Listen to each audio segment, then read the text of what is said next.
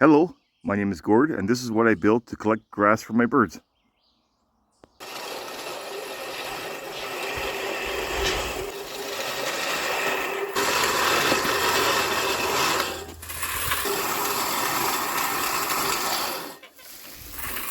I think it works pretty good, and yes, if you got a bagger on a gas lawnmower, it does serve the same purpose, but it is kind of nice to not have to fire up a gas lawnmower just for a little bit of grass. This whole thing cost me $10 at a thrift store, and it's just wired together in a couple spots, and does a pretty good job.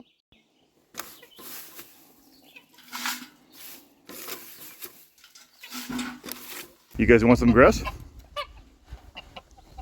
I know you do.